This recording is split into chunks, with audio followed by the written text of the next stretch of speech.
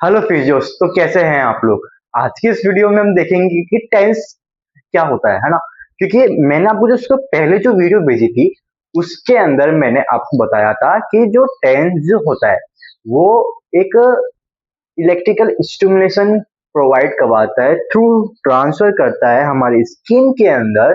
जिस और जहां पर वो पेन हो रहा है, वो टिंगलिंग सेंसेशन आ रही है, उस जगह पर वहां पर जाके उस नर्व को स्टिमुलेट करता है और हमारे ब्रेन के सिग्नल में हमें वो जो पेन का जो सेंसेशन आ रही थी वो रिलीज होने लगती है और हमें पेन फील नहीं होता है। तो ये एक पूरा प्रोसेस है जो मैं आपको बताऊंगा। तो हम बात कर रहे हैं टेंस के बारे में। अब आप ये सब सोच रहे होंगे सर टेंस, ठीक है कि टेंस तो आप सब जानते हैं कि एक इलेक्ट्रिकल नर्व स्टिमुलेशन है, मॉड्युलिटीज है। तो सर इसको इतना अच्छे से क्यों पढ़ना? तो हर चीज का एक मोटिव होता है। अब आप मान लीजिए आप कि एक पेशेंट को देख रहे हैं, ठीक है, लो बैक पेन पेशेंट है, एसआई जॉइंट इंफेक्शन है उसको। तो आपने क्या लगाना होगा? अब उस टाइम क्या लगाएंगे? अगर एसआई जॉइंट डिसफंक्शन है तो आप क्या लगाएंगे, कौन सी मॉड्युलेटर्स लगाएंगे? तो ये चीज आपको ध्यान में होनी चाहिए। और ये कैसे पता चलेगा?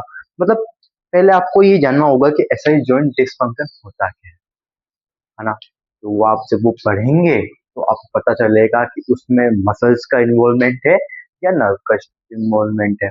जब आपको ये पता चलेगा उसमें मसल्स का है या नर्व का है, तो आप फिर मोडिलिटीज के बाद तरफ जाएंगे कि कौन सी मोडिलिटीज का यूज कर रहे हैं हम। जैसे कि आईएफटी जो होती है वो मसल्स कॉन्ट्रेक्शन के लिए जो होती है, और जो टेंस होता है, सबसे इंपॉर्टेंट बात, आधे लोग ये सोचते हैं ये भी मसल्स कॉन्ट्रैक्ट करता है। हाँ, ये मसल्स को कॉन्ट्रैक्ट करता है, लेकिन ये मेनली नर्व स्टिमुलेशन के लिए यूज होता है।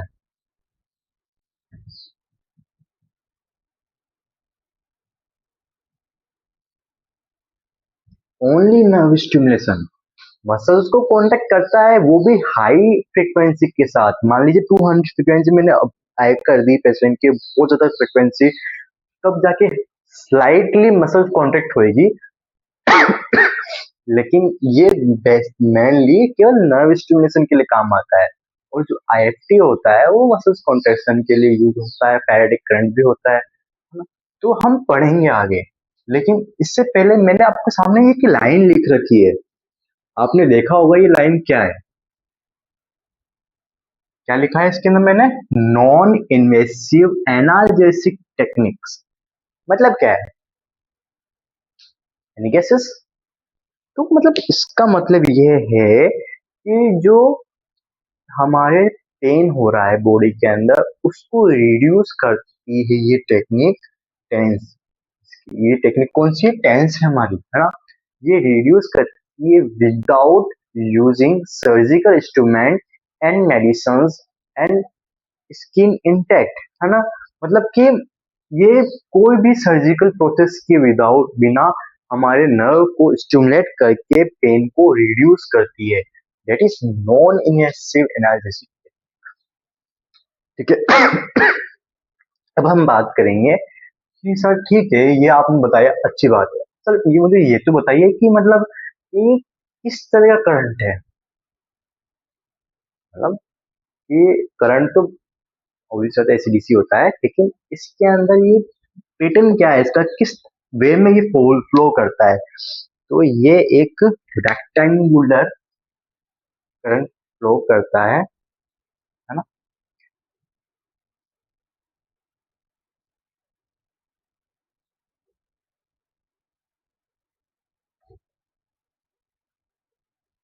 करंट है रेक्टेंगुलर करंट। ये दो तरह के होते हैं मान लीजिए, है ना। एक तो होता है मोनोफेजिक और एक होता है बाइफेजिक। अब आप सोचेंगे मोनोफेजिक क्या होता है? तो मोनोफेजिक जो होता है, ये करंट जो होता है ये रुक के फिर चलेगा, मतलब इसके अंदर थोड़ा सा गैप होता है ना। जब हम पेशेंट को लगाते हैं तो वाइब्रेशन रुक रुक के फील होता है, तो that is monophasic current. And ये कंटिन्यूस ही चलता रहता है बाइफेजिक करंट। पहले चलेगा थोड़ा तेज, फिर थोड़ा सा धीमा होगा, फिर चलेगा, फिर धीमा होगा। मतलब ये कंटिन्यूस मोड में चलता रहता है बाइफेजिक करंट, लेकिन जो मोनोफेजिक जो होता है वो रुक रुक के चलता है। Okay, understood. और इसका जो पल्स ड्यूरेशन होता है टेंस मोडलिटीज का पल्स ड्यूरेशन,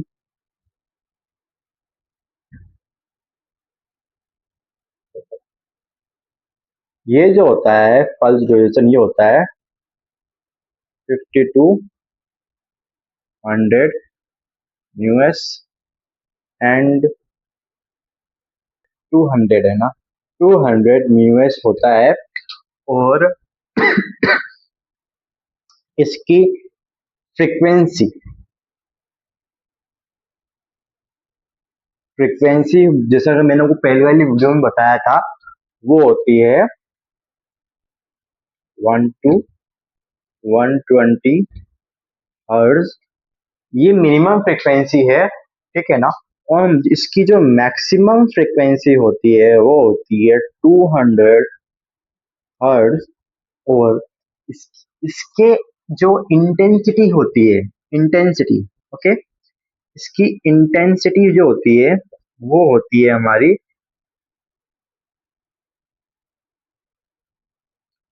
5200 mm। ओके, ये इसकी इंटेंसिटी हो गई। आप चाहे तो नोट कर सकते हैं।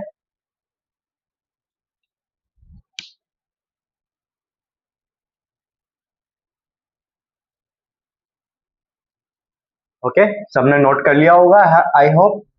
तो अब आगे बढ़ते हैं। तो मैं इसको रब कर देता हूँ।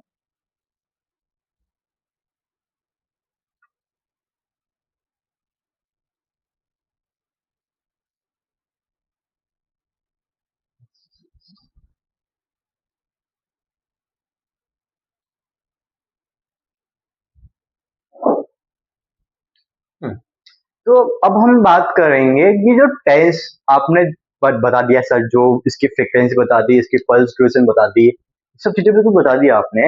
लेकिन सर ये ट्रिगर कैसे होता है हमें पेन, मतलब हमें पेन फील कैसे होता है? कि मान लो यहाँ पे चोट लग गई, तो मतलब ऐसा क्या होता है, ऐसे कौन से रिसेप्टर्स होते हैं हमारे फिंगर्स या फिर स्किन अंदर, फ्री नर्व एंडिंग कौन सी होती है, मतलब क्या होता है कि ऐसा क्या रिलीज होता है जिसका हमसे हमें पेन फील होता है हमारे ब्रेन से, मतलब स्पाइनल को थ्रू ब्रेन कॉर्टेक्स यहाँ तक जाता कैसे है? तो हम ये चीज भी इसके अंदर देखेंगे। उससे पहले मैं आपको बता दूं कि मैंने आपको दो चीज बताई थी, एक्यूट पेन और एक क्रोनिक पेन। एक्यूट और बताया था क्रोनिक।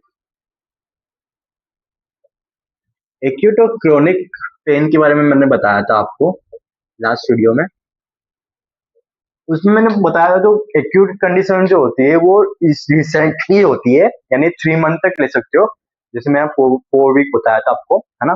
लेकिन 3 मंथ तक मान लीजिए कि इसकी मतलब, क्योंकि जो पेन फील होने लगता है हमें वो एटलीस्ट 1 मंथ तक तो होता ही है ना।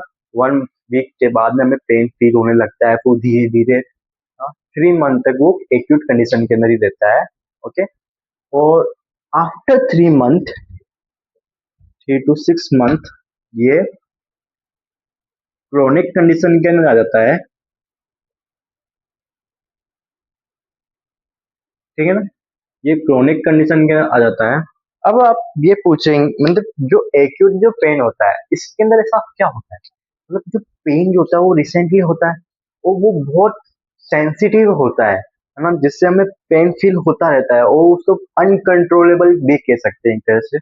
और जो क्रोनिक जो होता है वो धीरे धीरे वक्त टाइम के साथ हमें उस पेन की आदत हो जाती है, तो उसके बाद हमें वो पेन इतना फील नहीं हो पाता। तो ये चीज बस इतना ही है, कोई ज्यादा चीज खास नहीं है। तो अब हम बात करेंगे हमें पेन फील होता कैसे है, फील कैसे होता है। तो हमारा टॉपिक है नोसिसेप्टर्स।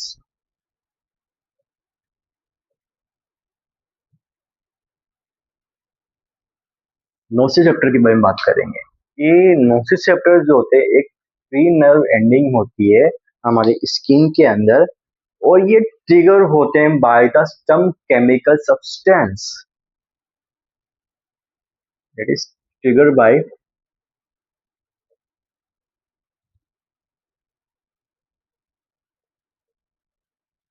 केमिकल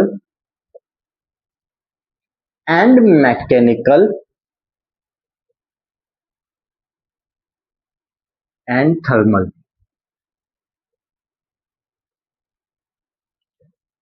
इन चीजों द्वारा ये जो होते हैं ये ट्रिगर होते हैं, और इनकी जो नर्व एंडिंग होती है, इनकी एक फ्री नर्व एंडिंग होती है ना। ये trigger by chemical, mechanical and thermal, and इनकी कुछ फ्री नर्व एंडिंग होती है।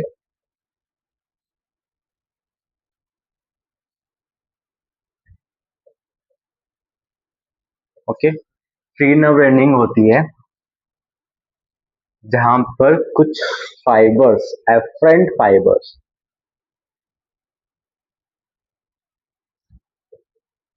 प्रेजेंट होते हैं। लाइक पहला है ए डेल्टा फाइबर और दूसरा है सी फाइबर। ये कुछ फाइबर्स हैं, एफरेंट फाइबर्स, ये फ्री नर्व एंडिंग इसकी नोसिसेप्टर्स की फ्री नर्व एंडिंग पर प्रेजेंट होते हैं, है ना। और ये भी ट्रिगर्स इन्हीं चीजों द्वारा होते हैं। तो अब हम बात करते हैं ए डेल्टा फाइबर्स की। ए डेल्टा फाइबर्स जो होते हैं वो बहुत सेंसिटिव होते हैं टू हीटिंग, हीट द्वारा, है ना। ये जैसे थर्मल हो गया, मैकेनिकल हो गया, इन चीजों के लिए,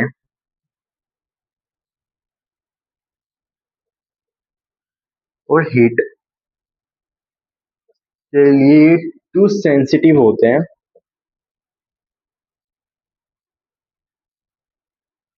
है ना। तो ये ट्रिगर हो जाते हैं ए डेल्टा फाइबर्स। और ये जो ए डेल्टा जो फाइबर्स होते हैं, इनके ये जो होते हैं ये माइलिनेटेड फाइबर्स होते हैं, ठीक है ना। और ये पेन को फास्ट कैरी करते हैं,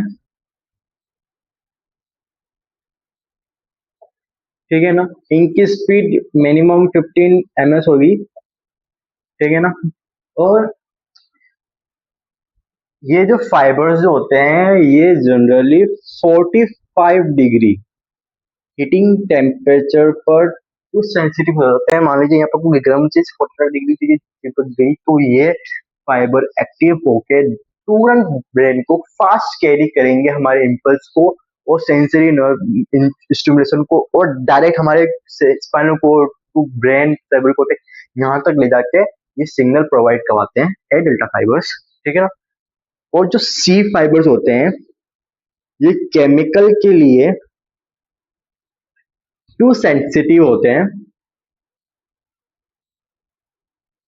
ऐसा नहीं है ना। और इनके ए डेल्टा फाइबर्स जो होते हैं ना ये कॉज करते हैं एक और चीज, कॉज कॉज क्या करते हैं, ये कॉज करते हैं टिंगलिंग सेंसेशन, फ्रिकिंग सेंसेशन, है ना, शार्प शूटिंग पेन।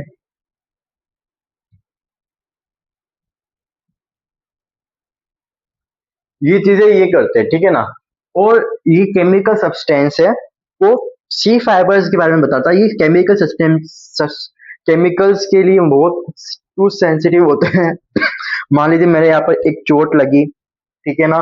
अब जैसे एक अंगूठे पर एक हथौड़े की मैंने मारी तो यहाँ पर कुछ केमिकल सब्सटेंस रिलीज होते हैं। केमिकल सब्सटेंस आप पूछ रहे हैं कि कौन से होते हैं, सारे ऐसे कौन से केमिकल सब्सटेंस है। तो chemical substance like histamine, बेडिकार्डियम,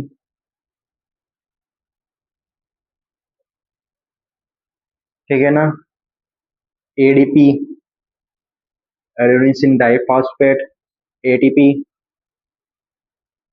adenosine triphosphate, और लैक्टिक एसिड, ठीक है ना। तो और भी कुछ सब्सटेंस होते हैं वो रिलीज होते हैं, और जो हमारे सी फाइबर्स है उन सब्सटेंस से एक्टिव होके हमारे इम्पल्स को हमारे ब्रेन तक पहुंचाते हैं। और ये जनरली अनमाइलिनेटेड होते हैं, अनमाइलिनेटेड। और ये स्लो पेन को कैरी करते हैं, और इनकी स्पीड 1 ms मान लीजिए, ठीक है ना। जनरली 1 ms होती है इनकी स्पीड। और यही चीज है जो मेरे को आपको बतानी थी कि ऐसा क्या होता है। आप सोच रहे होंगे कि सर यहाँ पे मेरे चोट लग गई, हम इसको रब करते हैं, हमारा पेन थोड़ी देर में रिलीफ हो जाता है, तो ऐसा क्या चीज हो रही है। तो मतलब यहाँ पर कुछ केमिकल सब्सटेंस होते हैं, वो रिलीज होते हैं, या फिर हमारे जो शार्प शूटिंग पेन कोज करते हैं, जैसे मान लीजिए बैक पेन, नर्व स्टिमुलेशन। अपने आपने सुना होगा कि जो नर्व्स होती है, जैसे मैं आप बता रहा हूँ, डेल्टा फाइबर्स ये ही कैरी करते हैं हमारे नर्व को, है ना। मतलब कि मान लीजिए एक टिंगलिंग सेंसेशन है, जैसे आप बैक पेन हुआ आपको, ठीक है ना। अब बैक पेन हुआ तो बैक पेन में हमारा लेग जो इन्वॉल्व होता है, L4 L5 अगर कंप्रेस हो जाती है, तो वहां पर टिंगलिंग सेंसेशन हमें फील होती है, चीखें चलती है ना, लाइक चीखें चल रही है, तो इसमें एकदम माइनर सा वाइब्रेशन सा फील होता है। That's pen are carried by A delta fibers। And बाकी जो लैक्टिक एसिड, हम जिम गए, हमारी बॉडी में हमने मसल्स करी, बाइसेप की मसल्स कर रहे हैं, बाइसेप फुला रहे हैं, तो उसमें जो लैक्टिक एसिड रिलीज होता है, आपने सुना होगा बचपन में भी कि लैक्टिक एसिड रिलीज हो गया, जिस कारण से हमें पेन फील हो रहा है। अलग अनदर क्लासेस में, है ना। तो डेट इज, ये फाइबर्स सी फाइबर्स कैरी करते हैं, ये स्लो फाइबर्स होते हैं, ये फास्ट कैरी फाइबर्स होते हैं, ये अनमाइलिनेटेड होते हैं, ये माइलिनेटेड होते हैं, है ना। और इनके कॉज से हमें टिंगलिंग टिकलिंग और शार्प शूटिंग पेन जैसे सचन होती है। ये 45 डिग्री हीट टेम्परेचर पर भी एक्टिव होते हैं, क्योंकि ये थर्मल के लिए भी टू सेंसिटिव होते हैं, मैकेनिकल के लिए भी टू सेंसिटिव होते हैं। तो ये चीजें हैं, आप देख सकते हैं, ठीक है। अब मैं इसको रब कर देता हूँ, क्योंकि अब हम पढ़ेंगे नोसिस चैप्टर्स के अंदर एफरन फाइबर के बाद में कि जो हमारा जो पेन कैरी करते हैं नर्व, वो किन किन पाथवे से गुजरती है, वो चीज। हम्म तो अब हम बात करेंगे पाथवे की, कि कैसे पेन ट्रेवल करता है ना। और जनरली मैं आपको पहले नॉर्मल इंट्रोडक्शन दे देता हूँ इसके बारे में, कि जो पेन जो कैरी होता है, first order neuron, second order neuron and third order neuron के थ्रू होता है, इसका ये पाथवे है, ठीक है ना। अब ये पाथवे एफरेंट फाइबर्स का है, ठीक है ना। तो अब हम बात करेंगे, मान लीजिए यहाँ पर मेरे हैमर से एक पेंच हुआ, यहाँ पर किसी ने हैमर मारा, अंगुली लेफ्ट अंगुली है मेरे, इस पर एक हैमर मारा किसी ने, तो यहाँ पर ये पेन फेल हुआ। अब यहाँ पर कुछ सब्सटेंस रिलीज होंगे, जो कि मैंने आपको बताया था, केमिकल सब्सटेंस होते हैं, ब्रेडिकार्डियम, हिस्टामिन ले लीजिए आप, है ना। तो ये चीज रिलीज होती है। देन यहाँ पर सी फाइबर्स होते हैं, है ना, वो एक्टिव होते हैं, फ्री नर्व एंडिंग होती है, वो पेन को ट्रेवल करते हुए लेके जाते हैं स्पाइनल कॉर्ड के अंदर, एस जी सब स्टेंसिला जिलेटिनोसा, एस जी की तरफ, है ना, ठीक है ना। यहाँ पर लेके जाते हैं। अब ये जो ऑर्डर है, that is first neuro, first order neuro,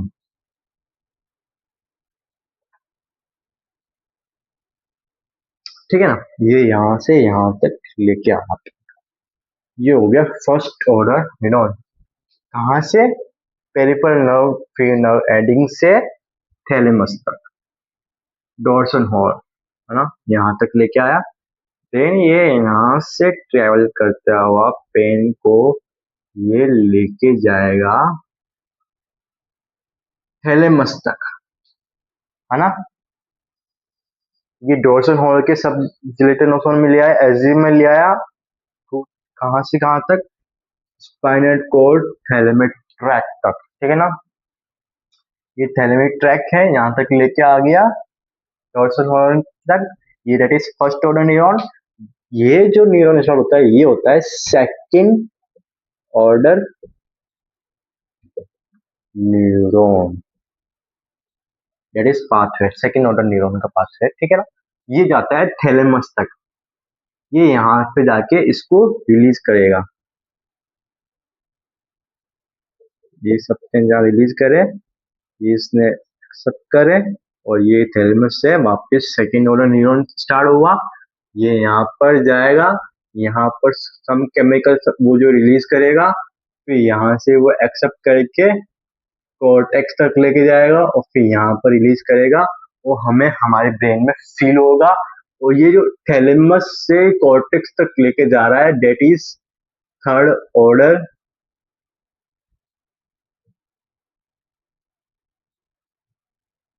neuron, that is third order neuron. तो ये पाथवे फॉलो होता है ना, एफरेंट फाइबर्स का ये पाथवे,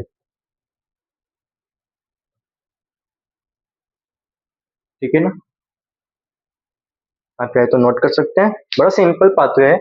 पेन फील हुआ, पेन फील हुआ कहाँ से, कैसे, यहाँ पर चोट लगी, केमिकल सब्सटेंस रिलीज हुए, सी फाइबर ने कैरी करा, फिर नवडे एंडिंग से, और ये डोर्सल हॉर्न पर लाके इसको रिलीज करा, यहाँ से यहाँ तक का first order neuron, then second order neuron start to thalamus track, to thalamus, dorsal horn to thalamus तक चला।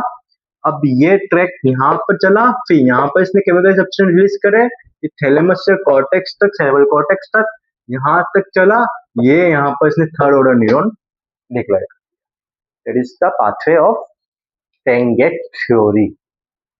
तो अब हम आपको नेक्स्ट वीडियो के अंदर बताएंगे पेन-गेट थ्योरी के बारे में।